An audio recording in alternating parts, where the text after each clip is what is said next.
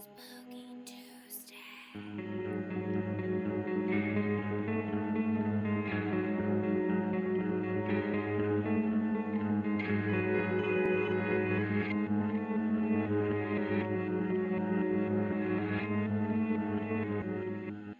I know how this must look to you, Miss Evans, and to be completely honest, I'm not sure how it all came to this.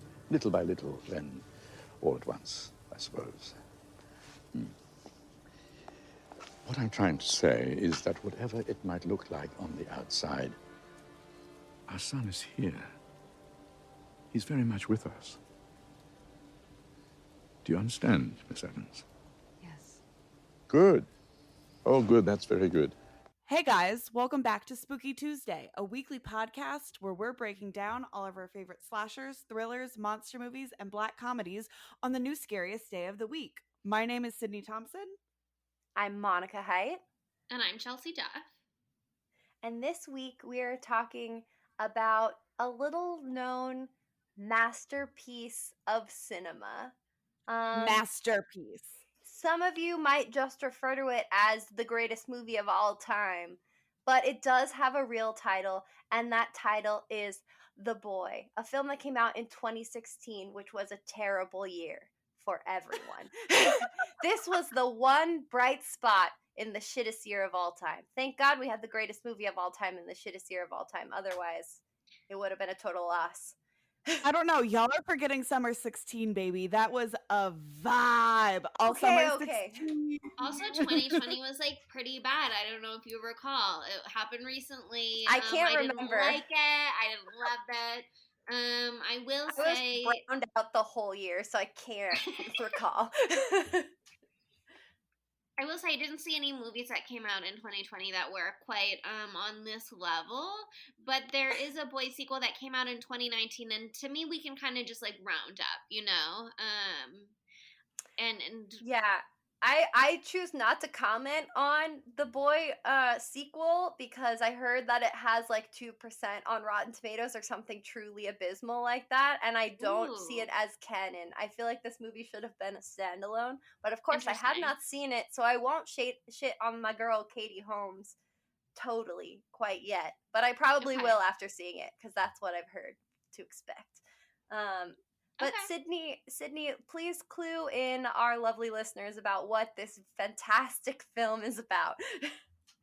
Okay, so this film is about it starts with Greta, who's actually Lauren Cohen from The Walking Dead. Oh yeah. So, that's where she's from. It took me a while and I was like, "Oh, that's where she's from." But she is an American nanny who goes to a spooky English manor house to watch over a weird-ass couple's quote-unquote son, who turns out to be a porcelain doll, and strange occurrences ensue. That is a beautiful synopsis. Thank you.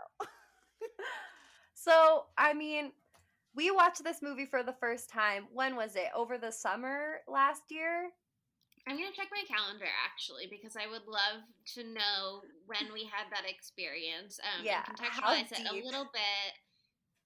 How deep into the quarantine were we? That will really inform how we reacted. Our original perception of this movie. Yes. August 2020, August 4th specifically. I was on month 3 of being unemployed, so yeah, this would have been the light of my life at that time. Late summer. So we watched this movie back in August of 2020 with our original spooky crew, and we had a riotous reaction to this film, and it was a very split reaction. As you can tell, this is Monica. She is forming the narrative for the episode today. Yeah, you got so mad when you thought I was introducing it last week that I'm really just like not bothering to butt in right now. I'm letting you have all of your space, hoping maybe you can get it all out of your system. Yeah, I mean, you got so mad at me last week when you thought that I was going to introduce this episode and bias everyone's perspective that I let you go ahead, maybe get some of it out of your system in the beginning of this episode. I mean, I don't know that we can fully drain the tank on that one. Oh no, I've got a feeling you're gonna give me the full tank of my life. But I did bide my time for a minute until I can be like, this is a bad movie. I will get into it further, but I just feel like I had seen the trailer when we watched it in August. I used to be a really big Walking Dead fan, actually, and that's another story. But I was a really big Walking Dead fan, and so I recognized Lauren Cohen in the trailers, and I was like, oh, interesting. Like, oh, maybe I'd like to see that. And I had an idea of what the movie was, never got around to actually seeing it. And then there are a couple of different facets here that make me not totally vibe with this film. The fact that it is not the film that I thought it would be is only one of them. But I am hesitant to jump into that right off the bat because that does go to the end of the movie. Usually I like to, give people a few minutes to be like, am I loving this episode so much that I'm willing to spoil this movie for myself? For this movie in particular, let me just say right now, like, this movie is so incredible to me. One, because the bar was the floor for me. I literally, going into this movie, had not seen the trailer. Sydney and I were on the same page. Had not seen the trailer. Had you seen it before you watched in August? No. Oh my god, I thought you guys had both seen it. No. And you just genuinely liked it at your first glance like that? Yes, of course. Yes, of course. God. This movie is genius. It's genius. Okay, it's incredible. No. So, like, one, okay, I expected it to be a flaming garbage can, to smell rancid, to make me feel physically ill. Okay. So that really helped me love it so much because I was truly, I was truly expecting to hate it because you know me, I'm a fucking hater.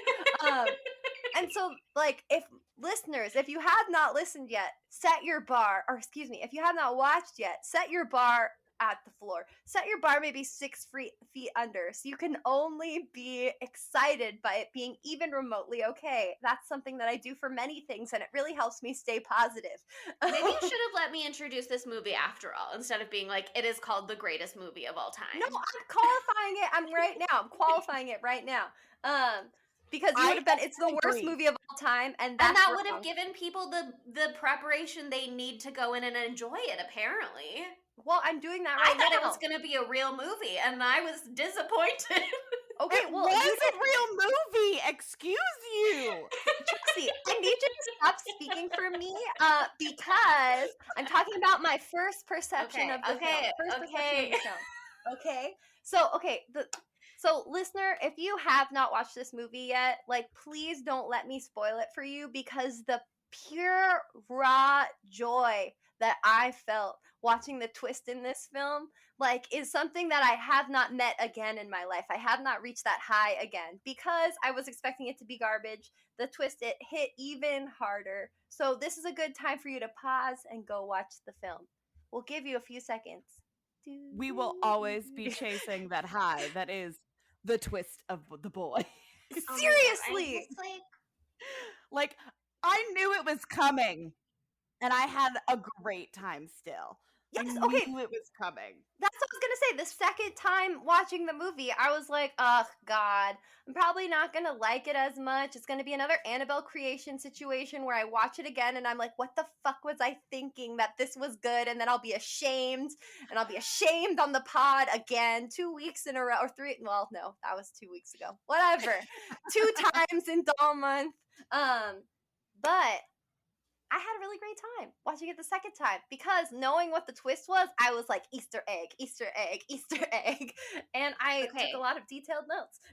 I will say the first probably like 45 minutes, hour of rewatching this movie, it was a struggle for me, and it was really hard, and I really had to fight myself because every moment I was like, I wish I could be literally anywhere else doing literally anything else. But then I did start to enjoy myself a little bit because it's ridiculous. Not because this movie is good, but because there is one moment in the endish zone that lives in my heart, and it does make me laugh when I think about it. So I mean, there are lots of moments that make me laugh because again, this movie is completely ridiculous. It just, I feel like I'm laughing at the movie and not with the movie, maybe in the way that you are, or are you also laughing at the movie? I like movies for a lot of different reasons. If they make me feel joy, it doesn't have to be because they're really good. But I do think that this movie is good. This movie is impeccable. Okay, where should we start? Okay, so right off the bat with this movie, Chelsea's exasperated sigh. I guess we have to start talking. About the movie. Chelsea, you really should have poured yourself a drink for this episode like both Sydney and I did. I wish that it were yesterday and I could just turn my whole brain off for the rest of the night. Unfortunately, that is not on the table for me today.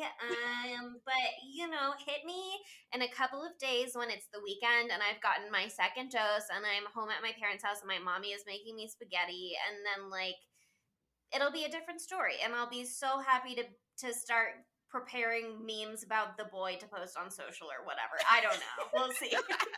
No, Chelsea's gonna be just like, God, I can't believe it. I'm gonna be like Matt the whole time. The whole week I'm gonna be struggling. But it's fine, and I love what we do. Chelsea, I'm so glad that you are the voice of the pod on social and therefore shape the narrative. Okay, well, I guess we should finally start talking about the movie, so get out your exasperated sigh.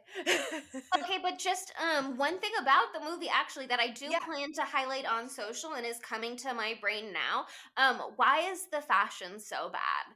Like, why is Greta dressed like Hey Arnold with the little plaid shirt hanging out underneath a sweater all the time? Greta's a basic bitch. Like, that's the thing that sucks about her. That coral dress, ugly. I hate it. It's not it's not a bad dress, but it's like you would wear that dress to go to church if you were someone who went to church. That's not the kind of dress that you would wear on a date. It doesn't even fit with the rest of her clothes. I just feel like, did they spend all of the budget on this spooky mansion? And so when it came to her fashion, they were just like, just show up in whatever you packed in your bag, Lauren Cohen. And she's like, I only brought my yet-to-be-destroyed clothes from The Walking Dead. And they were like, that's fine. Just throw it on. I feel like the budget was spent entirely on the spooky house, and then the rest of it was all on the Brahms porcelain doll, especially because apparently in the trivia for this movie, people would take the doll, the cast would take the doll and, hide it places all throughout the studio or wherever they were recording. And one time they put it outside of someone's trailer and they got so upset that they threw it and it shattered. So then they had to throw out the wardrobe budget and spend it on remaking Brahms trailer. Yeah, I was gonna say, do you think someone was actually that scared that they picked up the doll and threw it, or do you think they recognized what was going on and what movie they were working on, and they were like, how do I put a stop to this before it even starts? If I just destroy the star of this movie, maybe they'll cancel the whole release and everyone can go back to living their productive, normal lives. And they said, guess what, you little shit, you're fired and we're making a new doll. And unfortunately, all the rest of us just got trapped in this little garbage heap. I don't know. Yeah, I don't think it was that. It might have been. I don't think any of the people in this movie have fire enough careers to be able to get away with that kind of bullshit. Someone behind the scenes who's like, my name is the tiniest in the credits. This movie means nothing to me, and I'll get another movie where my name is tiny in the credits. I will take this one for the team. They really tried to do something good, and I salute them. And I'm so sorry that it didn't work out. Well, okay. I'm not. That said, it's not our fault that Greta has terrible fashion sense. I tried not to even think about what was on her body most of the time. So bad. And also I don't care about The Walking Dead. I have watched like many hours of it, but I was unconscious for like most of that time. So my body saw the movie, like my body my body experienced the show, but it did not absorb anything. So I didn't recognize that girl at all. The cast, my only experience with The Walking Dead is all of the Walking Dead mazes at Halloween Horror Nights. Yes. That's it. I did not watch the show. And it's my least favorite maze at Halloween Horror Nights. It is filmed like right around where I grew up in Georgia, so you would always see like weird zombies just like in a field. Sure. All right. Okay. So when this movie starts out, I didn't really have any thoughts at all until Malcolm entered the picture. His name is Malcolm, right? Yeah. Yes. Okay, good. I'm getting those things wrong. I keep calling him Marcus, so if you hear me say Marcus, I mean Malcolm. It's Malcolm. That's what you mean. Got it. But I do Malcolm Marcus, you know. I do have to say that, like, right off the bat, Greta's doing some, like, dumb bitch shit because, like, I don't understand why her first thought was just, like, to enter the home when no one had invited her in yet. And then also, like, just the taking off her shoes so she could sneak around the house. Like, why? Okay, Why? opposite thought, actually, because I was like, of course she lets herself in. The driver just told her the people aren't there yet. But, like, what's she going to do? Wait outside? They sent a car to get her. So, obviously, they mean for her to go in the house. I thought it was very considerate that she took her shoes off. Because wearing shoes inside, you know, I've done it sometimes, and I do it in the downstairs at my parents' house sometimes, but that's because other people are doing it, and so if I walk around barefoot, I can feel the little dirt particles sometimes. You know what I mean? But shoes don't go upstairs because they're dirty, and it is very nice to take your shoes off at somebody else's house, even though her socks so ugly. Okay, wait. Made me so mad. This is something we also have to talk about because I looked at her socks and I was like, these are one stripe off from a thin blue line. Yes! And 100%. I was like, what the fuck is going on right now? I was like, Greta is in my questionable book right away, right off the bat. Right away. And even if they were normal American flag socks, ugly. Why do you need to do that? Just to be like, just another reminder, Lauren Cohen is American in this movie, even though she's got a British accent in real life, and it's not relevant to the role that she's American. I feel like it is relevant to the role because it makes Cole, later on in the film, seem that much creepier that he went literally across the fucking globe to go stalk her. Fair enough. England is small, you know what I mean? Anything is like an 8-hour drive maximum, I guess, still. So Greta, the reason she's taken this nanny role, one, she's not told it's a fucking porcelain doll, which, could you imagine getting there to be like, okay, so like these old people are They definitely have some things going on with them. It's mental illness, love. They're having their own experience. They sure are. I hesitate to pathologize, you know, but they are taking care of a doll, you know. They sure are taking care of a doll. They're coping with grief in a very non-traditional way, you know, but whatever works, honey. But Greta's also coping with grief because she has escaped an incredibly abusive relationship. And that's why she's like, you know what? I guess this is better than being back in America. I'm definitely gonna take care of this doll. you're gonna fly all the way from America to a whole new country and agree to nanny a child for 2 months with their parents gone and you've never even met the child, that's a recipe for disaster already. Like, that's already a horror movie. You know what I mean? You're gonna just hire a stranger to look after your child for 2 months. I know it's a doll. Shay figures out that it's a doll, presumably on some level, and we'll get into that later, but the parents are like, it's a doll. But also, Is it a doll? this is our child. Is it? This is our child, and you have to kiss him goodnight every night, and you have to dress him in the morning, and you have to really project when you're reading him poetry so that he can hear you loud and clear. And it's like, you wonder why she has to fucking project and play music so loud all the time. That's perhaps a plot point. Yes. But when do we get to spoil the twist? now I think it's fine. Okay, because it's like really hard to talk about this movie knowing what I know now without letting you all know. But okay, it's been like 30 minutes, you know. Yeah. You know, I gave you that little time where I sang the Jeopardy song where you could have left. So there you go. But anyway, you find out in the final chapter of this movie that little baby. Well, actually, should we do it yet? Because we haven't even explained anything about the kid. Nah, it's fine. We're doing it. Little baby Brahms, who supposedly died in a fire when he was on his 7th birthday, did not die. 8th birthday. Did not die in the fire, though he was horrifically maimed. He lived on in the walls of the home, doing a myriad of horrible things throughout his life, and his parents just kept the doll for show? When you say kept the doll, you imply that the doll already existed. Tell me more. Is this a theory that you've developed? Is this something you've given thought to? I would love to hear what your perception of the origin story of this doll is.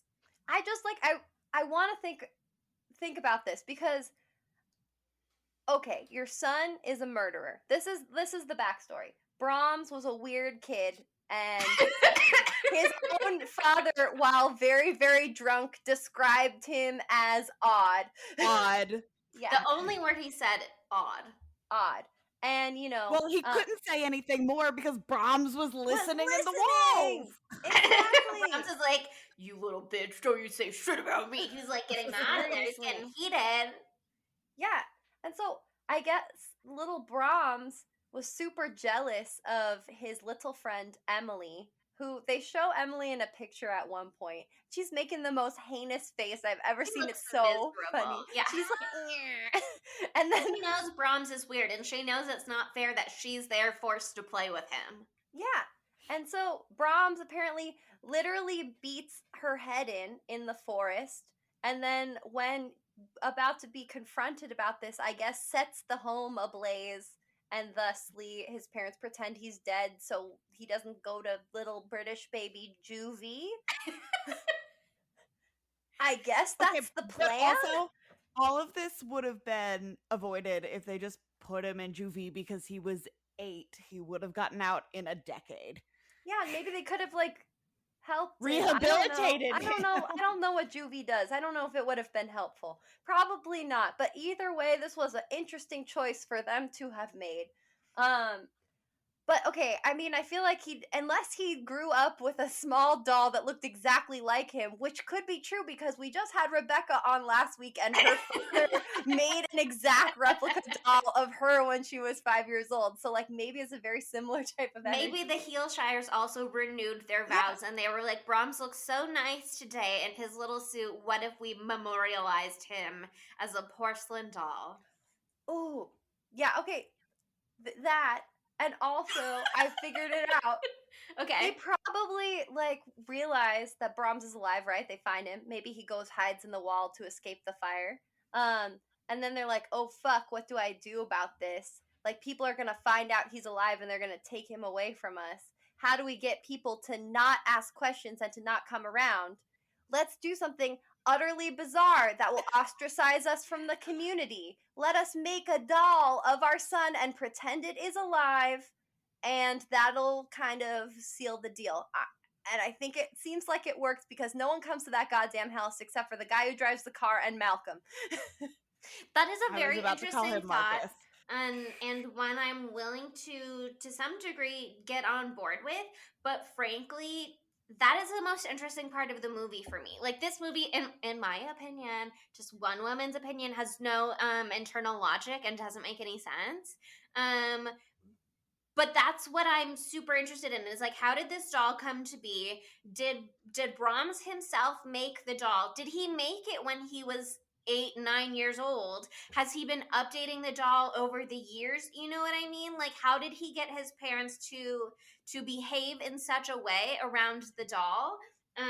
Because there's a lot of questions there. Okay, here's my thing. um we learn in the movie that Mr. and Mrs. Heelshire, or as they call each other, Mummy and Daddy, which really upsets me. I do not like that, and I don't like when my parents do it either. When they're Your like, parents do that? they have. My mom has done it once. Like, it's recent, and I don't know why. But she'll be like, "Dad, do you want anything?" And I'm like, "That's not your dad. That's my dad." Okay. But if she said daddy, that would be worse. Though. Yeah, dad is better than daddy. Dad. Like, she's like, you need to come meet daddy. And I was like, wait, wow. I was like, What kind of turn is this movie making? I was like, please tell me that she said Danny and that she's just being chill with her husband's first name. But I was like, no, she just referred to him as Mr. Heelshire like 5 seconds ago. Yes, they only call each other Mr. and Mrs. Heelshire or Mummy and Daddy, and I hate it, and I think it's the worst. This is why I call my parents by their first name, because I also hate when people do that. Like, I don't even like calling my parents mom and dad. I'm like, no, you have names. Everybody knows. We're all adults here. It's not a secret anymore. We've acknowledged that you were given a name at your birth, like most people were. Oh, I've been doing this since I was like 2. It's true. Yeah, my entire life I've been calling them Mark and Helen. This really informs my knowledge of your relationship with them. But okay, so watching this movie, like, knowing the twist though, was so fun for me, because I was like, God, they're like on the low key, but kind of on the high key, trying to tell her that they've set her up for a life of like torture and death from. Okay, they have set her up for failure. But here's the thing. So Mummy and Daddy in this movie, they found a nanny for Brahms to come live with him because, spoiler alert, they're gonna kill themselves. And they kind of behave as though they're, I mean, obviously they say in their suicide note that they write to Brahms that they're like, we can't live with ourselves for what we've allowed you to become. May God forgive us all, which, like, all right. But so they clearly feel regret, and they clearly feel horror with themselves and with their actions, but also they're so loving with the doll. You know what I mean? Like, they don't act afraid of the doll or anything like that. And so it's like, well, if you're gonna kill yourself anyway, then, like, why are you fishing for your son ahead of time? You know what I mean? Unless, I mean, I guess maybe they just really do love him. And so that's why they're like touching the doll's cheek, and they're like, my little sweet, but also, like, then why not just stay? You know what I mean? And just take. Well, here's the thing. I think that they're scared of him. That's what the motivation is. Like, he is 28 years old, and he's like a strong young man at this point. He can overpower their asses in a second. And they know that he's super freaky. We don't know for sure if he's killed other people, but it feels like he's been doing some weird, he fucked up shit. Oh, yeah.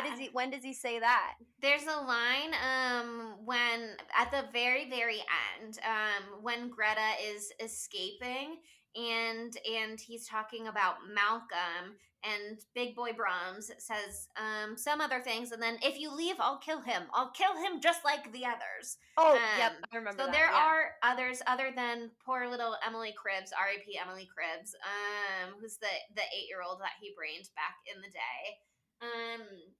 I don't know. I just feel like I'm so much more invested in, like, how we got to this point with Brahms than anything to do with the movie that we actually watched. And here's the other thing.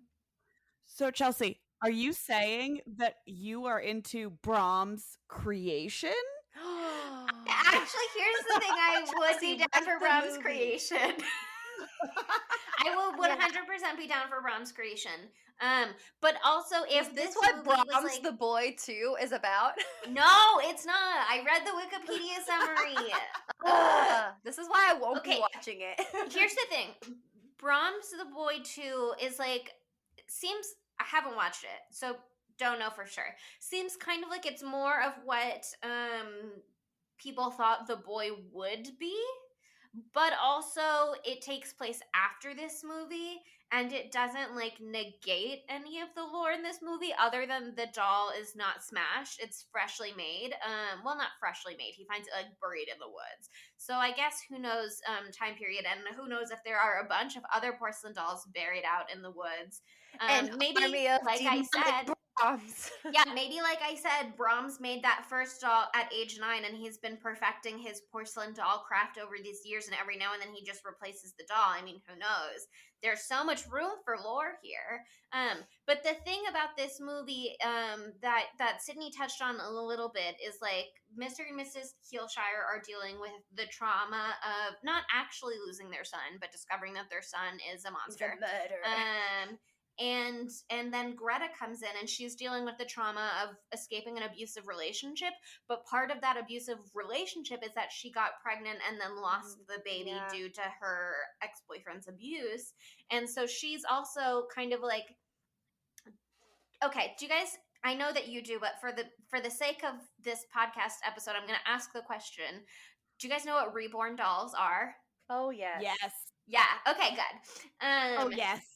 Yeah. So they are, if anybody doesn't know, they're very realistic looking baby dolls.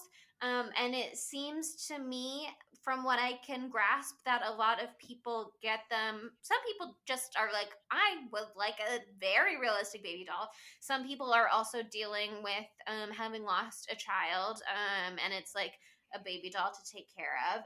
And some people are just like, my child grew up, but he sure was a cute baby, and I like to memorialize it, Rebecca style. I don't know. Sweet Lord. But she kind of forms this like reborn baby doll attachment to doll Brahms in the movie. Yeah. She first of all, in the beginning of the movie, the Mr. and Mrs. Heelshire, they leave, and they give her this like set of 10 rules, and first of all, number 10 is kiss goodnight. Number 10 is kiss goodnight, but then they leave, and immediately she's like, I'm not doing this shit. And so she just chills. First of all, I would do it in the beginning. Wouldn't you try for like a couple of days to be like, I feel like somehow they're gonna know if I don't do this. And then once you start doing it, you'd be like, I feel ridiculous. I'm not doing this anymore. But immediately I would do she's it like, for no. the first day because I'd be like, what if they come back? What if they come 'Cause back? they What if there's forgot secretly a camera? Even though she says there's no cell service or Wi-Fi, I would be like, somehow they're gonna know. Because these are people that have me caring for their doll child. Of course they'd be spying on you. You know what I mean? Of course. Of But course. also I will say that I kind of loved, I really loved that like they walk out the door and she just like takes off her shoes again and she makes herself a PB&J and fills up her glass to the brim with red wine. And I'm like, all right, we're going straight into it. Honestly, a mood. She day one is like, anyway, I guess I'll just chill. And it's only later on that she's like, oh, I have to take care of this doll because scary things are happening. And eventually she's like, the doll is alive and now it's my child. She just immediately, the second she thinks the doll is alive, she's like, oh, I'm mommy now. And then the second that Malcolm thinks the doll is alive, they're like, oh, now we're mommy and daddy, and we hadn't even kissed before. There'd been a little flirtation. Obviously, we liked each other, but now we are parents of this child and we're fully stepping into this role. To me, that gave my brain ideas where I was like, wouldn't it have been more interesting if Mr. and Mrs. Heelshire were like a previous nanny who had stepped into the mommy daddy role and now they were passing on the mommy daddy role? You know what I mean? But instead they were like, here, have this girl to be your wife, Brahms. Like, here, this girl is yours. She's your doll now. Like, that's no. That's not fun to me. Okay, well, you're not giving Malcolm his full what am I trying to say? You're not giving him the right Credit. I can't talk. Credit. There we go. The right credit there, because he is a skeptical motherfucker. And I have to say that throughout this entire movie, it was just me going back and forth about how I felt about Malcolm, because like Marcus. Marcus, Malcolm, any M name will do. But from the get-go, I was like, this is the hottest man ever. Not ever, but like pretty close. I love British in men. this movie, at least. He's definitely the hottest man in this movie. Wow. Oh my god, we'll get to that. We'll get to that. But I think it's because he looks like James Blake to me, and like James Blake, man, if you're listening, James, I will be the third to you and Jamila. Anyway, moving on. But he just confuses me throughout the movie because he does like so many like really sweet and good things, but then he also does a bunch of fucked shit too. Like the fact that he does not say a single peep to warn her that she's about to be the babysitter of a doll, a porcelain spooky ass doll with like, honestly, Brahms has like gorgeous soap brows. I don't know if you guys noticed that. But like very PC, very full, very nice, very on trend. Before his time in 2016, so look at him. But like first he does that, red flag, but then also he reads her gum, and I thought that was hot. He's like, I'm clairvoyant and I'm reading your gum. And then like he wants to show her out on the town, blah blah blah blah blah. I think that's nice. But then he just leaves when she doesn't answer the door and she's trapped in the attic, and I was like, which is like, why wouldn't he let himself in? First of all, that doesn't even make sense to me. Like, he clearly has a key to the house. If you were there to pick somebody up for a date and you also work in this house and they didn't answer, wouldn't you just let yourself in and wait for them inside? You know what I mean? Or wouldn't you go looking or something? Maybe you assume they're not ready, but that something was wrong with them if they're not answering the door. Or not even that, but why would you immediately jump to like, oh, guess she's not home? Like, where else would she be? Because rule number 9 is Brahms never leaves and no guests over. So clearly she's there. But also, like, he's not even upset. You know what I mean? He's just like, oh, guess she's not home. Anyway, on my way. He's just like, he's there. He's a dummy. Like 3 minutes. I'm like, come on, dude. She's screaming at the top of her lungs in just her towel, locked in that towel stayed on so impossibly for so long. I would like to talk about that whole scene, actually. Yes, that's because this is a PG-13 movie. It's also not a towel, it's a bath sheet. And if you guys don't know the difference, I encourage you to learn. Bath sheets are enormous and towels like only cover to your butt. And that was an enormous terry cloth something. So I can only conclude that it was a bath sheet. And honestly, it was incredible, and I do give it full kudos, because she gets out of the shower only to discover that all of her clothes are gone. And I would like to talk about this scene because while she's in the shower, you see that she has set out her ugly coral dress for her church date. And then you see it slowly slide off the chair it was resting on, and then you see her necklace slowly slide off the sink where she placed it. And I can only imagine that just out of frame is Big Boy Brahms crawling on his belly into the bathroom to sneak up a hand, pull it down, squiggle out of the room backwards, and then take all of her clothes. Take all of her clothes?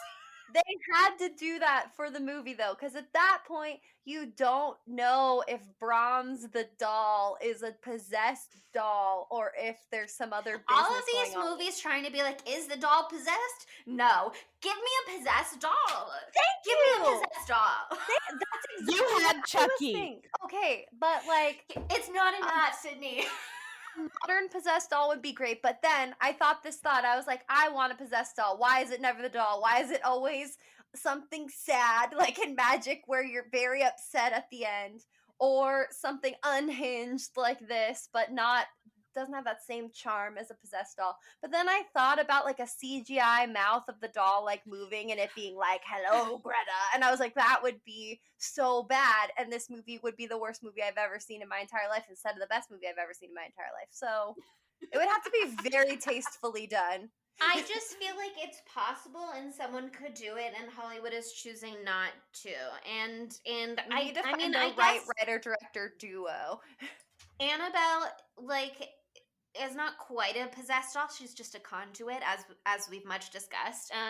So Annabelle She's not. never, Yeah, she's not a she possessed never doll. moves on camera, really. Like, she'll have moved off camera. It's not. I would be happy to have Brahms be possessed in a similar way, where we never see him do anything, but he does things out of sight, and that would be just fine for me. This movie is not that. And I just, you can also be like, Brahms was squirming on his belly in the bathroom I like that mental image. take away her clothes, because also he's trying to stay out of sight himself. Yeah, and she you would can have seen like a shadow go across the shower Yeah, curtain. so he's also trying to be There sneaky. you go. But I just, I hate it. I hate the whole thing. Oh yes, that you've made that clear. Anyway, yeah, so she's like full naked, and then she goes into the attic because, okay, first of all, if all of your clothes disappeared, I guess what are you gonna do if suddenly the attic is open? But personally, I probably would not go into it. I would not go in the attic. I would not go in the attic. Put fucking shoes on first. You're gonna get tetanus. She doesn't have any. She doesn't have a single. I would have found some of Brahms' baby shoes. I would have found some of Brahms' full closet of clothes and like wrap something around me. Why didn't she go borrow something from Mrs. Heelshire, who certainly is not using any of those clothes anymore? Anyway, but she's like, this towel will do. I'll go into this attic. She bonks her head. She's out until the morning. She just falls where she falls, and she stays there until the morning. And I was so confused too, because I could not visually understand what happened to her. Like, I rewound it like 3 times. It doesn't make any sense. Show you in the morning. There's like a suit on like a mannequin, and so he's like, but it's a man. Even that, it's like she gets scared, she stumbles backwards, she trips, she falls, she hits her head, and she hits it hard enough that it knocks her unconscious for perhaps 8 hours. First of all, you would have such a horrible brain injury were that the case. But second of all, I am sure all 3 of us here and plenty of people listening have tripped and fallen and hit our heads many a time. Perhaps it really has knocked somebody out. You're not going to lay there perfectly with your towel completely delicately arranged for the rest of the evening. Her towel was perfectly tautly tied around her tits. She didn't wake up and have to adjust it. It was PG-13 movie, guys. I know. Okay, first of all, I get what you're saying, but also the shower scene was unnecessarily sexy, regardless. Like, I had her stroking you are allowed one parts.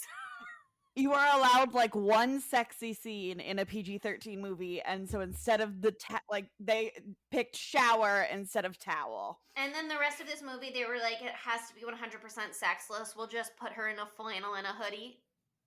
Yes. Excuse me, there is that scene where Malcolm and Greta are being mommy and daddy, and they make out on the bed in like probably the strangest body position I've ever seen. Hated it. She's like in fetal position, and he's like laying down. I was like, what is occurring? But also, I'm still really into it.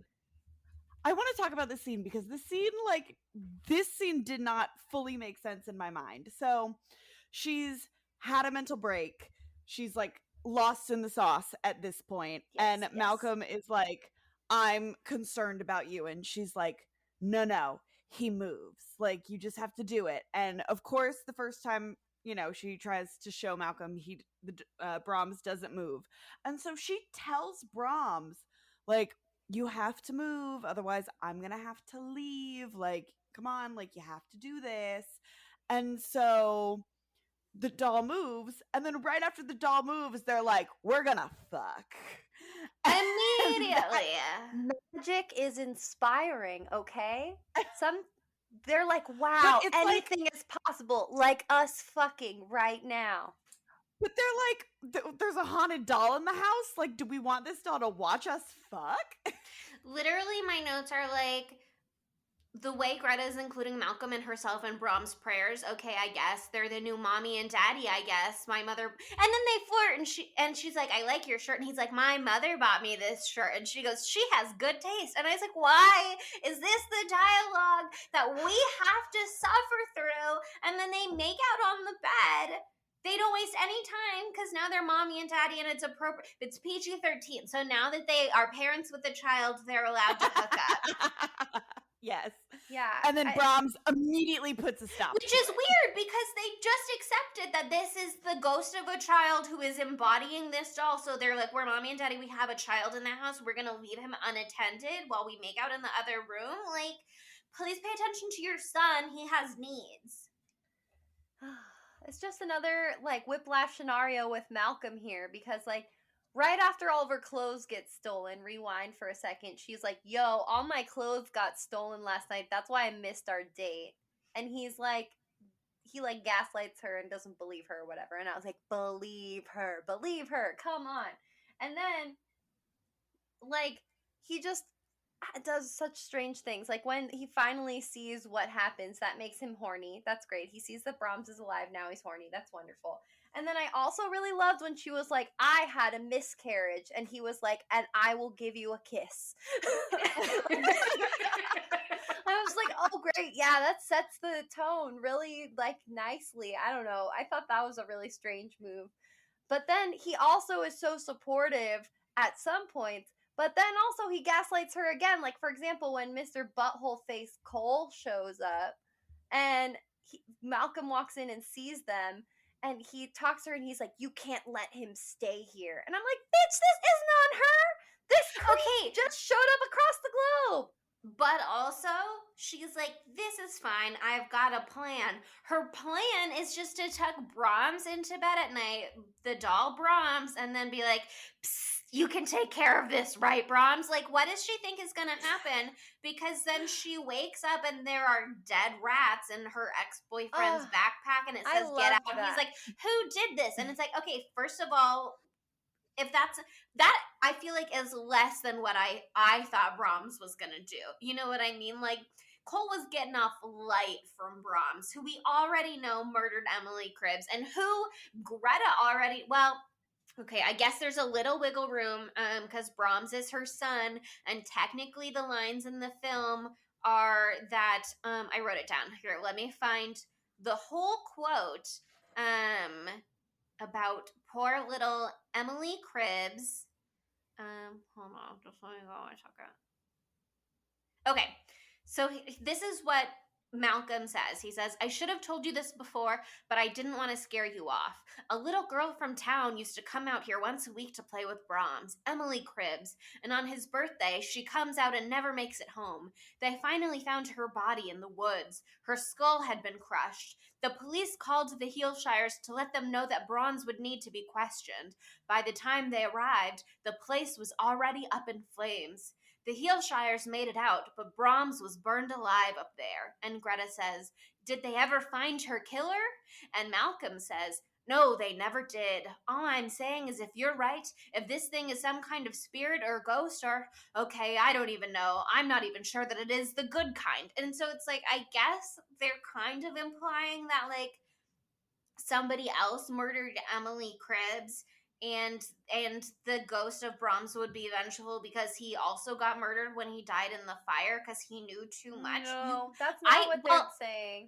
Well, okay, I don't think that's what happened, but I do think maybe that was his conclusion because I feel like it's supposed to be surprising at the end when Brahms is like, I've killed others. No, I don't think so. I think he was saying that like she's like trying to find a way for her son to be a good, beautiful son. Like Greta's trying to be like, no, Brahmsy is my little baby boy, and he couldn't have done wrong. Didn't they find someone else who killed him or killed Emily? But then like Malcolm is like, no, they never found who killed Emily because it was Brahms. And like that's why he's saying that it could be a bad spirit because he could be a little tiny child murderer ghost. That's what it meant to me. I mean, That's what I think happened for sure. I think that's implied. I just am not sure what I think Malcolm thinks, I guess. I think that's what he thinks, because Malcolm and I are on the same page because he's my side piece.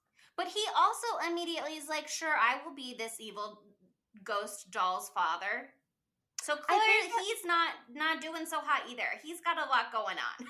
Well, I think at first, like I was saying, they're so like excited that like this little child They're thing, both like, yay, ghosts are real. yeah, That's fun. I would be excited fun too. Like, oh my god! They're like, wow, this is awesome. But then he's like, oh shit, maybe he is bad because he's blasting opera at all hours of the night, messing up my hookup, and only an evil baby would do that. He's like, oh shit, maybe I should have told her about how he probably killed his best friend when he was 8. Now that I've been cocked blocked by this ghost, I guess I should tell him that he's maybe a murderer. Yeah, that's my issue. Another issue with Malcolm. He's like withholding of facts. I'm just like, you should have told her everything immediately at the first moment that you met her. Though that would have been a social faux pas. I would have appreciated it.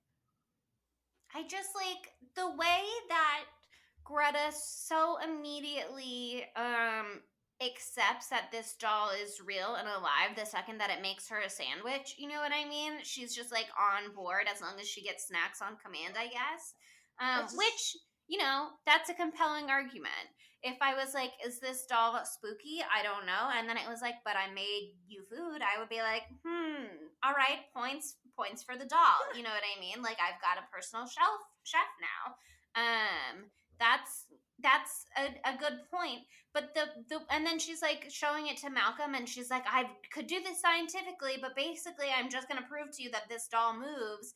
And it doesn't at first, because we know that Brahms is a real person and not the doll, and that the real Brahms does not want Malcolm to be his daddy, and he certainly does not want Greta to be his mommy. He just wants Greta to be his plaything. And so he doesn't do it at first until Greta is like, if you don't do it, Brahms, I've got to go. I can't stay here, because she knows that she is not okay if this doll isn't really moving and she thinks that it is. And then once she's like, you have to do this or I'm gonna leave, then he's like, okay, I'll do it, and he does it, and then Malcolm is like, wow, this is exciting, and Greta just like hugs him, and they're just like, yay, and they celebrate by making out. I would do the same thing if I had real live proof that ghosts were real and it wasn't doing anything to hurt me at that time. But also, when watching the movie, like in my notes, I say, oh God, poor sweetie, she drinks the Kool-Aid so fast. And it didn't make me like skeptical of the movie. It made me like really sad, because I was like, oh, honey baby is messed the fuck up right now. That this is like filling that need like right away, a scary porcelain ghost baby child. So I just wanted to give her a nice little pet on the head and say, let's go, let's leave, let's get out of here. I just I struggle with the fact that she was introduced to this doll. She did not try at all to take care of it, and then she's like, the doll is a ghost, and then she does everything perfectly. You know what I mean? It's like she knows clearly the doll can survive without any of that, and it's a ghost and it will be just fine. But instead she's like, I will read this doll poetry, and I will play this doll music, and I will make it food that I will then throw in the trash. She's so willing to immediately commit to the rules and not even like have her own ghost doll experience. You know what I mean? Well, it had started fucking with her at that point. It had started doing like freaky shit to her, and she like realized that if she doesn't do what it says, it's only gonna get worse, just like the ominous But she's shit. so excited to do it is my problem. It's like with the mommy and daddy in the beginning. It's, to me, the way that they're acting most of the time. Sometimes it's like, okay, they're afraid. But most of the time they're just like, I love my doll son. I sure do love my doll son. I'm gonna whisper to him how much I love him, and I'm gonna stroke his cheek, even though theoretically Brahms in the walls might not be able to hear this, because we see that there's like, I don't know, the acoustics in the house mean that Brahms can hear anything wherever he is. But whispering is different than speaking. If you have to project loudly when you're reading poetry and you have to play the music loud for him to hear it, and then they're just whispering to the doll. It's like, you guys you've been with this doll for too long. It's probably a good move that you're getting a new caretaker for it now. Well, I still think, like what I said earlier, they're trying to lay it on real thick so Brahms wouldn't get hip to the fact that they're piecing out forever. You know? Like they're like he like I said, he's more powerful than them physically at this point. They love him, but they're also scared of him. They know that he's killed a whole bunch of people and that he could kill them too. And also they just want to like get away before like it comes out what they've done. So he needs to stay in the house until they're dead so they don't have to deal with the ramifications for it. So they don't want Brahms to like think anything is amiss, you know what I mean? I will say, in appreciation of them, it does seem that they do take a short vacation before they kill themselves. So I like that they made the most of their time away.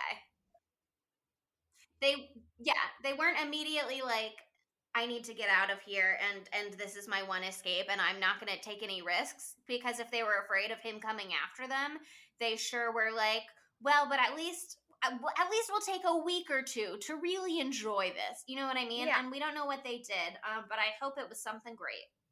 I hope that What's too. the timeline of this movie? Like, how long? She was hired to be there for 2 months, and we see 2 months. her pass 1 week with nothing happening, and then she gets money from Malcolm Marcus Michael, and her sister Stacy or something on the phone is like, "You made more in 1 week than I do in a month," and I don't know. I guess I feel like it's implied that her time there is coming to an end, maybe by the end of the movie, and that she had been taking care of the doll for a while. Like a while, I think probably right? Malcolm Yeah. comes like once a week under normal circumstances. You know what I mean? And also like there's a bunch of points where Greta says to her sister, like, oh, send me more magazines, blah, blah, blah, blah, blah. And if she's all the way in the States, like, you see her get those magazines and, like, start reading them. I don't, like, it doesn't have her going to the mailbox and pulling them out, but, like, she starts reading magazines, like, a couple scenes later. So I'm like, That's okay. interesting. I did not notice that at all. Yeah, so that makes me feel like I hadn't really thought about the timeline until right now, but it makes me feel like, yeah, maybe it was longer. I was thinking this whole thing happened in about like 2-3 weeks, but it could have been a lot longer than that.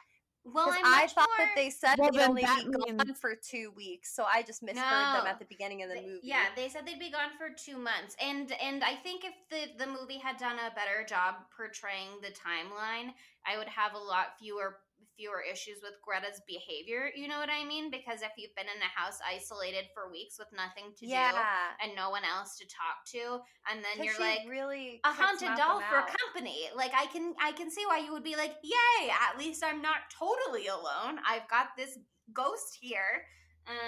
My best friend / son. Yes, I've got my new child.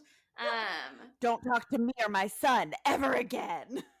That's what she says to Malcolm when he comes over and he's trying to cause trouble. That's what she really says to Cole when he comes over and tries to cause trouble. Seriously. So, shit really hits the fan once Cole gets there. And let me just say that I hate him and I hate his face, but then he took his hair down and I was like, oh no, he's hot. And then I was very upset. He's tall. He's really tall, and I have a thing for, like, long-haired men, and I was like, oh. But he's too beefy for me, so whatever, bye. Hate him, glad that he is dead. But, I mean, what a horrible man. Truly a terrible person through and through. A stalker. Also intimidated a child in order to get her address in the first place. Yeah. Little niece / nephew of Greta somehow had Morgan? Yeah, Morgan should never have had Greta's address in the first place. Not only does he not need that as a 10-year-old, but also, like, How does he have that? I guess he had it on the fridge for sending magazines, maybe. I don't know. Oh my god. Never trust a child, okay? He was probably writing letters or something like that. Maybe that's the moral of this whole movie. Never trust a child. I mean, Porcelain Brahms or is the child. otherwise. Yeah, Yeah? that's a good takeaway. Yeah, seriously. But yeah, okay. Also, never trust Cole because he's a piece of shit. But like, we get it. He's very bad man. But like, who, similar to his ex-wife, ex-girlfriend, we don't know what the situation between them is. Like, his grand entrance to like trying to make amends with her is he breaks and enters into the home and starts playing pool and does not announce himself, which is like a cool guy way to do it, I guess, but like, fuck you. And it's the biggest pool table you have ever seen in your entire life. It is so large. It did make me really want to learn how to play pool. I feel like that would be a very sexy trait to have, but it's not hot on Cole, except when he takes his hair down. Then it was kind of hot. But yeah, For me, no shade to the actor who plays Cole. He wasn't the hottie of the film. The hottie of the film was just about to make his on-screen appearance. Unfortunately Oh for me, it is Big Boy Brahms. It is, I mean, he, porcelain face covering aside, which is a clear reference to Annabelle Creation. truly. I guess in any porcelain haunted doll movie, you must also have someone wearing a porcelain face mask. No, it's something, they go hand in hand. Yeah, I mean, his whole face aside, which I honestly thought we never even saw in this movie, and then Monica was like, no, we see his face underneath the mask at one point, and I had to go back and check, and it turns out that's true. Yes, yes. But his whole face aside, he just like has this chest hair peeking out, and he looks like he's okay. Don't want to say anything about Brahms. I've got no feeling about adult Brahms. I just feel like he is very sexy, and he knows how to make a porcelain doll, maybe. And he looks like someone who would be in a different movie, like a romantic farmhand. You know what I mean? With the way that his costuming is done. And I will say no more. Well, but okay, it worked for me. I have things to say as well because I agree. And the main reason that I agree about him being sexy is one, great head of hair, got those beautiful luscious curls going on. Like, I am not familiar with being around any men ever in my whole life who have chest hair. Every man who I have hooked up with ever has never had any chest hair ever. Wow, I maybe chest double hair. negative. Adam has one. Oh my god, he's gonna kill me for that. Anyway, I love chest hair.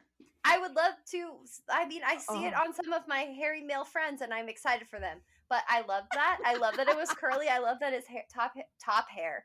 His top hair was curly as well. Did not love his terrifying unkept beard that peeked out from the side of his mask. Was not my favorite part. But I feel like a lot of men have beards that look like that, and they're trying. You know what I mean? Like, Brahms is clearly just like letting it grow wild. And so if he were to groom, it could be very, very sexy.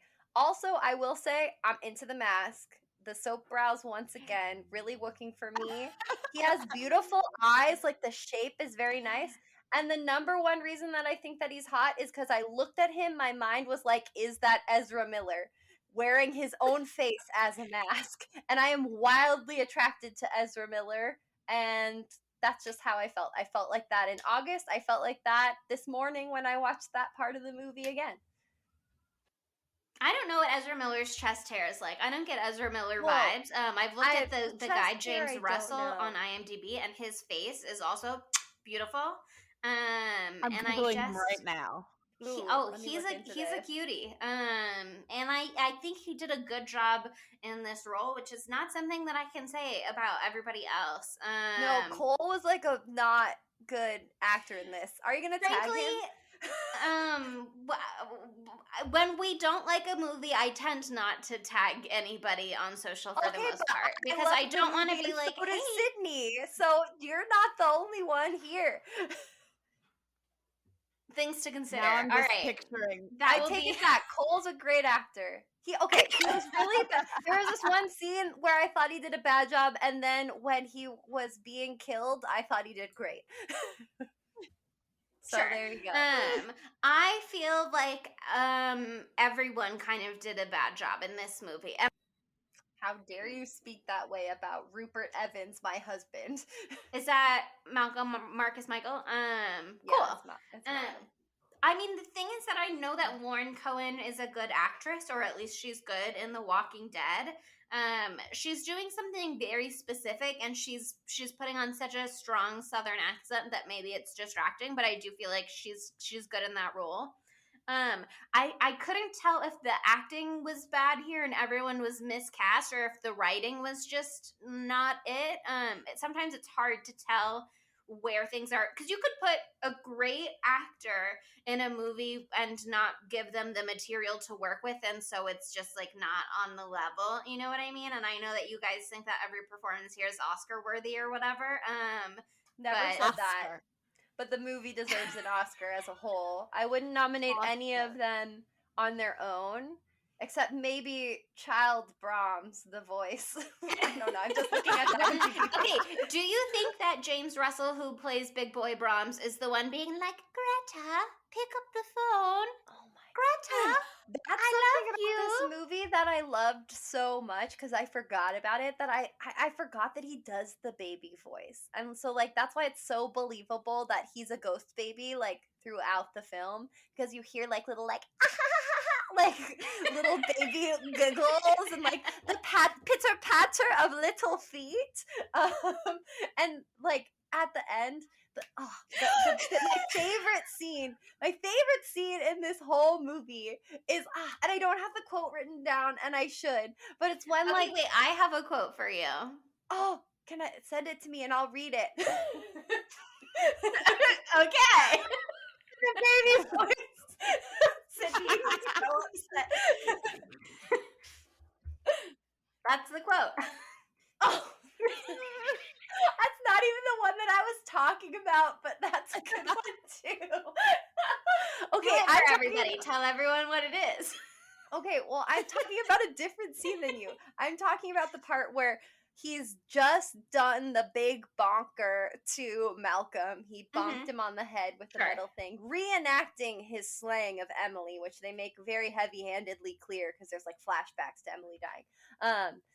And so Greta's about to get out the door, and Brahms is like, Greta, don't leave. Stay with me forever. Blah, blah, blah. And then he just, all of a sudden, his man voice starts coming through, and he's like, don't you dare leave, or I'll kill you like the rest of them.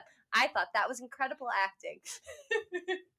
Like I said, I think that guy did a great job. Beautiful, a beautiful scene. Very spooky. But you're right. The thing that Chelsea sent me that she thought I was talking about is the very, very last bit. My favorite scene, my favorite part in the whole movie. Oh my god. Okay, this is super badass final girl shit though, because like Greta gets away, she runs away, but then she's like, I love my beautiful British man Malcolm and I must go back and save him, which like some people would say that was stupid, but as a person who is actively pursuing this man now after seeing this film for a second time, I can't blame her. She goes back for him, and at first she's freaked out because she immediately sees Brahms and he's just so sexy she can't handle it. But she like immediately like pulls the like angry nanny card right then, and she's like, Brahms, it's past your bedtime. Go to bed. I thought that was genius. And Brahms is so fucked up that it worked. God. Very sad, very interesting dynamic. Brahms just likes a strong woman, okay? I just don't get what Brahms wants, because it seems like he wants a mommy, but also he made a doll of Greta using her dress and her necklace and a wig of unknown how he got it, unless that the parents bought him a wig ahead of time, perhaps. He does cut a lock of her hair, but it's not enough hair to make a full wig. It's like, how long has she been there? And was her hair long at one point and I missed it? And he chopped it all off. Slowly but surely over time. But yeah, he has made a whole doll of her that stays in his bed, and his sneaky like creepy closed off attic crawl space room where loved he maybe that has a aspect of TV. it. I couldn't tell if it was a Yeah, the TV on the wall. fridge. So unfair if he has a TV and she doesn't have a TV. That aside, and also, like, is he using headphones to watch it? Like when I had a TV in my room in the 5th grade, and I knew that, you know what I mean? Like, is he being sneaky? How's he? Anyway, Oh yeah, he's using his bone conductor headphones. he's like my Bluetooth TV. Let me just put my headphones on. Anyway, and apparently, okay, as Sydney keeps stressing, this is a PG-13 movie, which means some of the creepier elements of this film didn't make it into the end. But apparently, in the original script of the movie, they were like, he was supposed to like attack her while she was naked after the shower. Like there was supposed to be no towel and she was going to be fully nude and he was going to attack her. And then the only reason he wasn't able to was because she got trapped in the attic. Instead, they were like, let's just skip over that.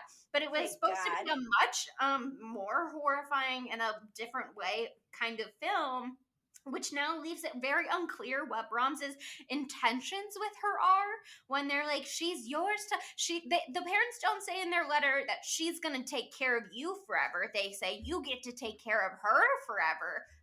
Gross, hate it. I thought they said you could have her. Like they as a say like gift. she's yours to love and care for or something like that. Hate it. Hate it. But so it's like not clear to me what he wants, and so it's not clear to me why he listens. I think it was great of her to think of that and be like, Brahms, it's bedtime. Other than the rules clearly are meaningful to him. Like we see in the crawl space inside of the walls that he's got them like plastered up. And what I have taken a long time to work my way around to is that in this moment when she's like, Brahms, it's bedtime, and he listens and he gets in bed, she tries to just be like, good night, very firmly, and sneak out of the room. But as I mentioned earlier, rule number 10 is kiss goodnight, and it's the most important rule on the list, baby. And I loved it while I was watching it earlier because okay, Rebecca earlier, who was on our last episode, she works with animals and she always posts cute puppies on social media. And I messaged her earlier and I was like, Rebecca, give kiss. And I always say that when I see cute animal, like give kiss. And so great vibe for me in this movie until they were in the bed and she wouldn't give kiss and she's like, that's your punishment, Brahms, because he's been a naughty boy. You know, he just tried to kill 2 people, successfully killed at least one, and he will not put up with it. And as you just heard Monica say, that's what he says. Go ahead one more time. Yeah, he like hisses it at her, and that's that. No, I love it. That's the only part of the movie that I like. Oh my God, I love it's that so scene. Funny, him just being like, kiss. But then he's like immediately very creepy and tries to force himself on her. So love that. No, I don't. But I do love his fucked up eye during that scene. Really adds to it too. He's got like a completely bloody, yeah, eye because he's been in a big battle. And you know, I will say that again, super badass final girl shit that she stabs him in the, I thought the heart. I thought she got him one and done at first. While they're having their very cursed kiss there at the end, which like it's not even his mouth. She is kissing the mask, so it's like still like a very, and he's like trying to make out through that mask. He's like he's never kissed anyone before. It's very clear. The poor thing, someone put him out of his misery, and thankfully Grace does. But Greta. Does she? Grace. Greta does. Grace. Does she? Who's Grace? I don't know. What are you talking about? We are very bad at names on this podcast. We've never maintained that we were good at names. I think it's fine. Michael, Marcus, Malcolm, you know. What did I call that guy who's in The Roommate? No one knows. Cam redacted. Honestly, 'cause Cam. I couldn't Oh, say yeah. his- I like don't even know who you're talking about. Cam Gidgedet, and everyone was like, "That's not it, honey." And I it's was like, still I don't not know it. what it is, but I know that's not right. That's not right. But anyway, yeah. I mean, and the end made me mad because they're trying to be like, "Oh, there can be sequels." Look, he's still Perhaps he survived. alive. But IMDb, the trivia is like, but is that somebody else reassembling the smashed No. porcelain doll? It's like, no, it's not. No, Anyone, it's not. it's Brahms. No, it's not. It was like, oh, what we didn't tell you about is Brahms's little brother, Brigadier, and he's also just as fucked up. And he didn't even have 8 years in the sunlight. He's been in the walls the whole time. Is that what Brahms the Boy 2 is about? Probably. I mean, I read the Wikipedia summary. It's not in there, but I'm sure there's a twist, you know. I'm sure. I'll watch it one day, but I'll have to be blitzed because I can't go into that sober. Okay, so that's the end of the movie, but it's the beginning of our trending topics here. How could this movie have been our trending topics? How could this movie have been gayer? Like, I really want to know what you guys think because, like, where is the room for that? I'm sure there's a way. Malcolm could have been a woman. Sure. That's true, but then I wouldn't have had my boyfriend in the movie, and so I don't want that to be the case. That was the bright That's spot true. in the It film. could have for me. been like a Haunting of Blythe Manor situation. You know what I Ooh. mean? Mhm. But what I wrote in my notes was, "This is the straightest movie I've ever seen, and it does not deserve to be gay." No, yeah, it's very straight. It's very, very straight. Those outfits, honestly, no, terrible. no. That I coral will dress is the straightest dress I've ever seen in my life. That's truly alarmingly straight. I will say that I feel like Brahms has some like innate queer energy within him. As And mentioned, if- all puppets are gay, and he is part puppet to some degree. Exactly. Oh, just a little aside, there is a point in the film that it was beautiful camera work that I want to say during this time that has nothing to do with things being gay. Sure. Where they zoom in on little baby Brahms' face when he's staring at Emily in that picture where Emily's like making the stank face.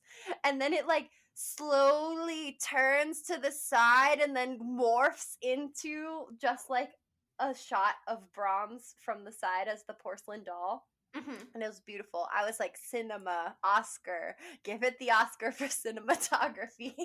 That's interesting because I did think there was like 1 or 2 moments of good camera work where I felt like they were trying. You know what I mean? Like there's a moment where they film They did her their going up darndest. the stairs and the reflection of like the eye of a taxidermied animal on the wall. And I was like, it's artistic at least. Yeah. And then there were a lot of really weird, unnecessarily dramatic camera moments. Like the when we shower. like when we first meet Malcolm and Greta, we learn later, reacts so strongly because she's got an abusive past, I guess. But she like does this huge like jump gasp moment, and the camera like jumps back too, and it's like, and then she's like, "Oh, nice to meet you." She just immediately recovers. There are so many moments where the camera work is just like, "Are you scared?" And I'm just like, "No, leave me alone." Okay, that part scared me though. That's the part of the movie I was watching when I was high, and I was like, "Whoa!" Because for the listeners to know, we watched this movie on 420, so I didn't. I watched this movie 1 hour before we recorded because I could not bring myself to start it any sooner. I watched. How about this? I watched 1 hour of this movie on 420, and that was all I could handle. You gotta be sober for the twist. Whoa, so much to take note of. But okay, so yeah, I agree with you though. Like this movie is so innately straight that like besides the obviously gay puppet / porcelain doll, that's about it.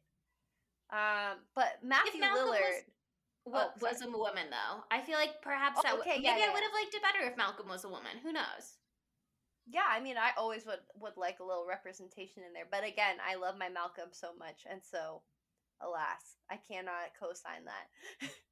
But okay, I feel like Matthew Lillard has many roles that he could take in this film. Namely, he should definitely be Brahms, even though for we sure. loved the man who played Brahms. But like, God, Maddie Lily would have slayed that shit. Yeah, if there were any role made for Maddie Lily, yes, I could picture him doing a little baby voice. Definitely.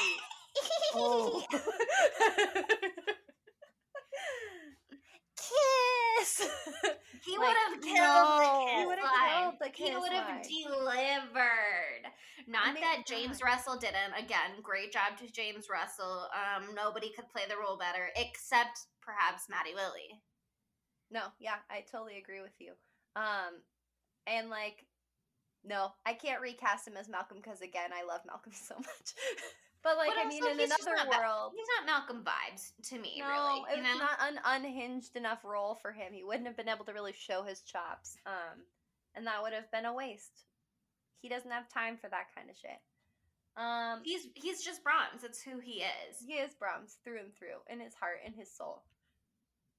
So, dumb bitch. I feel like there's a lot of contenders here. I feel like there's a lot everyone of is a contenders contender. in this movie. I feel like every single person who is in this movie, except for young baby Emily, who is an innocent and has done nothing wrong, is a dumb bitch.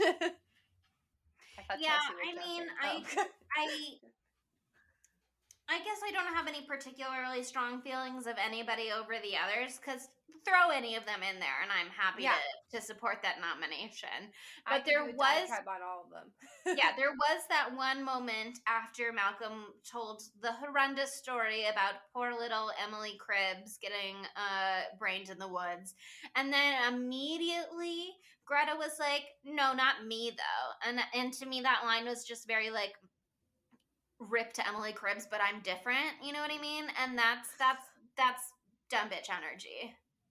No, yeah. I mean, if she'd been in the house for a whole month, we're not sure if that's what happened. And she got lost in the sauce that way, then it makes a little bit more sense. Also, she's in a very vulnerable place. She's going through a lot. I understand that. But also, she's like on the side of the spooky ghost porcelain doll. She dresses up in a raincoat and she takes it outside when she's collecting dead rats from the trap, and then she's got porcelain Brahms in one arm and a trash bag full of dead rats in the other, and she's like, "Are you hungry, Brahms?" And I would you like a rat? Okay, everything is bad. I don't want to be mean, and I was just about to say something mean, but I do feel like perhaps maybe the movie as a whole is the dumb bitch, but I know I will get no support here. I'm sorry, you won't have anyone else. The dialogue is so bad, Monica. This movie is not well written. I just feel like someone was like, "What do people like? Haunted dolls." And then they just got like really coked up and they came up with ideas and they were just like, "Yeah, but what if he wasn't the doll? What if he was in the walls the whole time?" And they like didn't bother to make it make sense. They were just like, "Whoo, whoo, whoo," and they got so excited on their own idea, and then they just were like, "It doesn't need to be good," and they just made this movie. Stop. Okay, so like I understand like you not liking this movie. Like I understand it. I understand how that could occur, and I agree with you that some of the like my mother bought me this shirt. She's got good taste. I have to say that I don't recall any of that shit because like I wasn't like thinking about all the details because like usually like things that make you mad is it doesn't make sense. And like yeah, there's a lot of stuff they don't tell you in this movie, but I feel like they like set up the like fucking dominoes to like make sense once you find out what the reveal is. I feel like it's not totally crazy preposterous, and I totally 100% did not see it coming at all. And I also did not see it coming, so fair enough. Yeah, so like, yeah, I totally agree with you. Like, there are some acting parts that are not good acting parts. I've never seen a worse set of clothing, except Malcolm looked fine the whole time. He just looked vaguely British, and that was great. But men's clothing is easier. Yeah. He was wearing a sweater. And it was wonderful. The dialogue, okay, not great. Not great. Who cares? Not great. But that's like, I'm not getting bogged down on those little details, because other little details like dialogue in this movie. Okay, but like honestly, there wasn't that much dialogue. Think about there's more. There's a whole 30 minutes where she's just talking to the doll by herself, which is amazing. Also, side note, loved that Malcolm fucks with like fucking opera at decibel 3000. Like I loved that for him. I thought that was a wonderful personality trait. I also loved. Think about this. You don't get this in other movies. She made the doll a poached egg. Where are you gonna get that? Where else are you gonna get that? I was like, of all things for you to make this child that is not a child and it is a porcelain doll, you made him a poached egg. Like, even Brahms can't eat that poached egg later. I also liked that detail that they kept all of the food and kept it in the refrigerator because, like, Brahms goes and just takes all that food. Like, actual Brahms. I love that. Thought that was smart. See, they thought that through. That's how he eats. There you go. Is that accurate? Because then they show her just throwing it away at one point, and she goes, they just waste all this food? And then Malcolm says, like, sometimes Mr. Heelshire eats some of it. He ate some of it, but do you see how skinny Brahms is? He's not eating a ton. He's got a small appetite. He looks like he would be a picky child. You know what I mean? He looks like he would be somebody that's like, I only eat cheese sandwiches. I only eat poached eggs. That's a good diet to have, though. I love a poached egg. I'm not. Oh my god, Brahms that. is skinny. But okay, so I mean, dumb bitch. There's no way to know for sure, but I feel like Greta's up there, but the Heelshires themselves are up there, and Brahms himself, like, doesn't necessarily have dumb bitch behavior, but like needs to get a razor sometime soon. I would like to give an anti-dumb bitch nomination to Mr. Heelshire purely based on the fact that he used the word vicissitudes, and then I looked it up and I was like, what a good word. Great guy, and he obviously feels the most remorse about what is going on. And Sandy's the sister's name, not Stacy. Sorry, I just saw it in my notes. Okay. Good old Sandy. But yeah, I mean, like, I guess we're gonna have to just be like, jury's out on the dumb bitch. We don't always have to decide. That's okay. This movie is like nothing we've ever done before. So now it brings us to the most contentious moment of the pod, which, like, I'm ready for whatever you say, Chelsea. I don't know if you want to go first, but it's Knives Out of 5, baby. Let's go. Yeah, I just don't like this movie. You know, did I have fun at some parts on a rewatch? Sure. Once I gave up, you know what I mean? Then I just like let it wash over me. I almost just and I was like, took water everywhere. like, whatever. I guess this is happening. You know, gave up. This is so depressing. I just it doesn't. There's not a lot here for me. You lit up steam with your hate. Even that's how broken this movie has left you. Baby. I think Brahms is sexy. I think that's all I've got.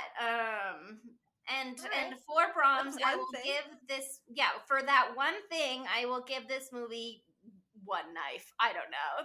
I don't even have strong feelings. Wow. I'm just like, sure, it can have a knife. One knife. Okay, so Chelsea says one knife. What does the world say? Just because I want to remember what they think. All right. Well, would you like the good news or the bad news? I want to hear all the news because it doesn't matter to me what other people think. Only my opinion matters. Okay. Well, you might be excited to know that on IMDb, this movie got 6.0 out of 10. That's pretty good, right? Oh, that's all right. That's a D. That's good. Yeah. The other side of the coin is that on Rotten Tomatoes, critics gave this movie 29%, and audiences gave this movie 38%. So that's very rotten on both counts. They're wrong, but that's okay. Higher than my one knife, which translates to 20%. You know what I mean? So it was slightly better received by most people than I received it. And if you go on IMDb, much better received. Maybe you guys are in that range. I don't know. Maybe you're gonna go higher. I'm afraid to find out. But I And guess it's better go than ahead. Brahms the Boy 2, which got 10% on Rotten Tomatoes. So, you know. I'm sure that's a comfort to somebody out there. Who can say who it is? But I feel comforted personally. But Sydney, do So you want to it's go you. first? You want me to? I'll go. I'm going to give this a 4 out of 5 knives. I'm gonna throw myself off a cliff. Yes, bitch. I'm offended that this gets more knives than The Witch, but I will concede at this point because we're on the same page. I love this stupid movie. It's so good. It's amazing. I love that Chelsea hates it so much. Like, that bumps it up a little bit. Okay, I'm gonna physically fight you because Good thing she's states away. when I looked at my calendar to see when we watched it, and I saw that we watched it on August 4th, I was like, I wonder what we watched around then. The movie we watched the week before, Scream 2. The movie we watched the week after, Scream 3. 2 great movies sandwiching this movie. Why we stuck it in the middle, I don't know. But the fact We that you needed a gave Scream this break. movie 4 knives out of 5s, and you also gave Scream 3 4 knives out of 5s, it just makes me want to commit violence. No, they're both good. No, they're Chelsea. No, they're both good. Okay. Monica, you already said a samesies, but is that your official rating? No, or are you... no. Okay. I have to do a whole course rant. Are you it's not. kidding me? Okay. I just want to say that I've really enjoyed this episode because I never thought that I'd get Chelsea to be tired of arguing with me, but she has. I've watched her spirit leave her body during this episode. And I don't wish you ill, but I am mad at you for not liking the same things as me. I'm just glad it's not me this time. I'll never give up. I'll never surrender. But also, like, I'm notoriously stingy. Like, I understand that this, like, I said this deserves an Oscar, but I also like to talk, like, in grandiose terms. Sure. So, like, that's really fun for me to be dramatic. It should not get an Oscar, but I love this movie because, like, it really fucking bitch slapped me in the face, and I remember, like, screaming at the top of my lungs, not because I was scared, but because I could not believe what was happening before my eyes. Like, we didn't talk about this part, but, like, the literal second of the reveal is the most incredible thing of all time. That's Cole true. takes the doll and is pissed because, like, he doesn't understand. Well, I don't blame him for being pissed. He's like, you fucking psychopath, this doll is not alive. And he smashes the head. It explodes everywhere. And there's, like, ashes inside, perhaps? Well, it's porcelain, so it's porcelain, so it, like, freaking, like, turns to dust. Like, except for the fact that Brahms can rebuild it later, but whatever. Yeah, that was stupid. I don't like that last little bit. That made me mad. Though it was spooky to see his cracked face. But anyway, that happens, and all of a sudden the whole fucking room starts, like, clanging, and all this shit starts happening, and Cole goes up to this mirror, and he's like, dudes, there's something behind it, and right then the mirror explodes, and the moment where you see sexy-ass Brahms, his, like, creepy-ass hand grabs the side, and then his head with the doll face just peeks out of the broken mirror. Oh my god! My brain exploded. It did again this morning when I watched this at work. I hope my dad doesn't listen to this. And, like, it was brilliant. And so, like, I think that every time I watch this movie, all the little dirty details that are pretty stupid kind of wash away because the big things that happen are so fucking preposterous. But yeah, that said, I'm going to give this movie a, how do I make it, like, repeating? This is gonna be hard.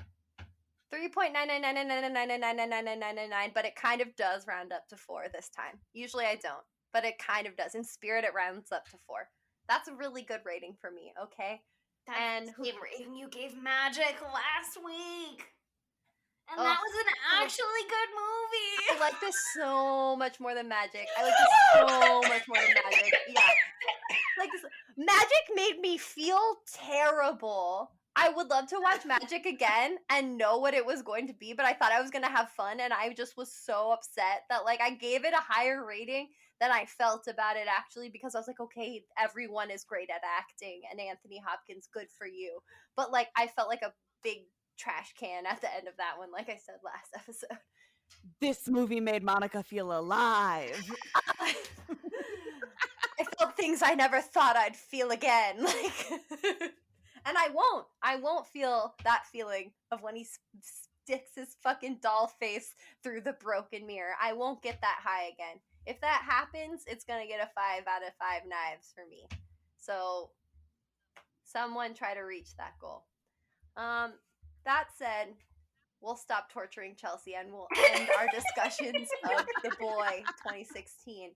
I do hope that you've seen it before engaging with this, because if I spoiled the twist for you, I will just pass away. So don't tell me if I spoiled it. You'll dissolve into a pile of porcelain dust. Yes, I will. I'll explode. So who wants to wait, oh my god, wait, hold on. It's the end of Doll Month. Oh my god. I can't believe that you guys wanted to end on this movie. To me, it's not the it's greatest not movie of all time. So it's it's the Greatest doll movie ever. It's a That great said, movie. I hope you enjoyed Doll Month. I hope you did too. This is our first foray into the themed month. Please DM us and let us know if it worked for you. We're trying to see if this is a thing that should occur again. Not necessarily dolls. We can pick other themes. If you have theme ideas, also DM us that. But for those of you who've been like, fuck dolls, I hate dolls, everything is terrible, I'm so upset, great news. Next week, we're doing a movie that has nothing to do with dolls, even remotely. It's fantastic. Who Do you know of that you... for a fact? Have you seen it? Because Yeah, I I've seen haven't. it. Okay. Have you seen it, Sydney? I have also not seen it. Oh my god, I'm the only one who's seen it? Oh my god, wait, we talked about It's this a new earlier movie, today. Monica. Just assume I've Okay, never seen well, it. sorry, sometimes things change. Sometimes people The do Boy things is a you new don't movie. expect. And you've seen and loved it, and you watched it twice, and you'll watch it again. All right, well, this I will next watch it week again. we are doing a movie that is a little bonkers. It's called Ma, and it came out in 2019, and it is starring the most, like, honestly, an incredible actress. I can't believe that she fucking did this movie, but Octavia Spencer is the main character in this movie, and that's an Oscar award-winning actress right there. I think she has an Oscar, right? Someone fact check later. Yes. But yeah, a great movie. If I don't want to spoil any part of it, but do your research if you must. But I think you guys are gonna like it, and I think you're gonna be a little upset as well. I do know about one scene involving Missy Pyle from one of my favorite movies, Josie and the Pussycats. And so I did want to see this movie already when it came out. I just, like, it didn't happen for whatever reason. I am excited to see it now. And I know people like that Missy Pyle scene in particular. I don't want to give too much away, but I also don't know how much it gives away. But the jogging scene, it made the rounds on Twitter for a minute. I think maybe people said it to different songs. It was like a thing. All I know is that meme of Octavia Spencer, like, standing on the wall, like, overhearing all of, like, the kids.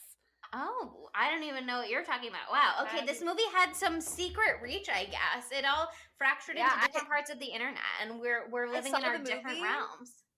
I saw the movie and I saw none of these memes, so like it's truly an exciting experience. So I'm excited to move out of Doll Land, but I will miss you, Doll Month, and I'll cry with a single tear after this episode airs. But anyway, thank you for listening to this over 1 hour long battle royale between Team Sydney and Monica, and Team Chelsea. If you liked us fighting for this long, please follow us on social media at spooky_Tuesday. That's where you can find us on Twitter, Instagram, and TikTok. And also, if you're still on Facebook, good for you. You can find us at Spooky Tuesday Pod. And why not leave us a 5-star review on Apple Podcasts. Just say something nice, soothe Chelsea's mortal soul. It would be really appreciated. Bye, Spookies. Spooky Tuesday was created by Monica Height, Sydney Thompson, and Chelsea Duff, and edited by Sydney Thompson.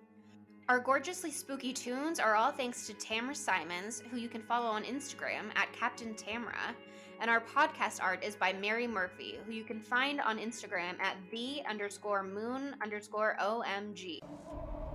You go straight to sleep like a good boy, okay?